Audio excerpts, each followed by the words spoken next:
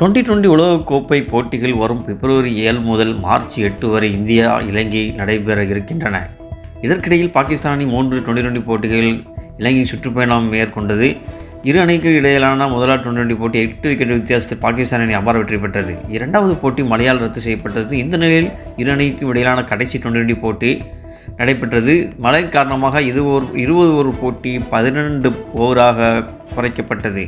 இப்போட்டிக்கான டாஸை வென்ற பாகிஸ்தான் அணி பந்து வீசை தேர்வு செய்தது. அதன்படி முதலில் பேட்டிங் செய்த இலங்கை அணி அதிரடியாக ரன்களை குவித்தது.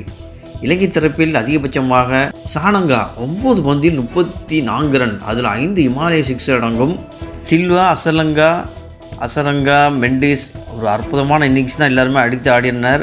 இலங்கை 160 ரன், 12 ஓவருக்கு 160 என்பது ஒரு இமாலய ஸ்கோர் தான். இதையடுத்து 161 என்ற இலக்குடன் களமிறங்கிய பாகிஸ்தான் தொடக்க ஆட்டக்காரர் அடுத்தடுத்து விக்கெட்டுகளை பறிகொடுத்தனர். மறுபுறம் நிலைத்து நின்று ஆடிய சல்மான் அலி ஆகா 12 பந்தில் 45 ரன்கள் எடுத்து அதிரடி ஆட்டத்தை வெளிப்படுத்தினார். ஒரு முடிவோடு தான் வந்திருப்பது போல் தெரியுது. இந்த ஸ்கோரு ஆரம்பத்திலேயே அடித்தால் மட்டும்தான் வெற்றிக்கு வாய்ப்பு இருக்குது. அதன் அடிப்படையிலேயே ஒரு அதிரடி ஆட்டத்தை தான் வெளிப்படுத்தினார். பட் துரதிருஷ்டமான 45 ரன்களை அவுட் ஆகி வெளியேற அடுத்து களமிறங்கி வீரர்கள் ரன் அடிக்க தவறினர். முகமது நவாஸ் மற்றும் நஃபே விக்கெட் கீப்பர் இருவரும் கடைசி நேரத்தில் ஒரு அதிரடி ஆட்டத்தை வெளிப்படுத்தினர். மேட்ச் அப்படியே கைக்கு பாகிஸ்தானுக்கு மாறிச்சு.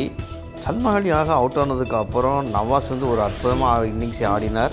பட் அசரங்கா ஒரு அற்புதமான பவுலிங்கை வீசினார். ஒரு 4 முக்கியமான விக்கெட்டுகளை அவர் தாங்க கைப்பற்றினார். 12 ஓவருக்கு 160 என்பது வெரி டிஃபிகல்ட்டு தான் சேசிங்கு. நவாஸ் மற்றும் நஃபே இருவரும் அதிரடி ஆட்டத்தால் பாகிஸ்தான் வெற்றி விளிம்பு வரையும் போச்சு.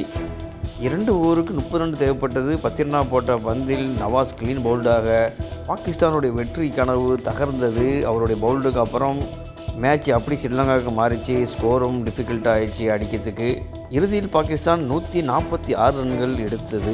இதன் மூலம் 14 ரன்கள் வித்தியாசத்தில் இலங்கை அணி வெற்றி பெற்றது. இலங்கை தரப்பில் அதிகபட்சமாக அசரங்கா 4 விக்கெட்டுகளை வீழ்த்தினார். இதனால் 3 போட்டிகள் கொண்ட 2020 தொடர் 1-1 என்ற சமநிலையில் முடிந்தது. கோப்பையை இரு அணிகளுக்கும் பகிர்ந்தளிக்கப்பட்டது.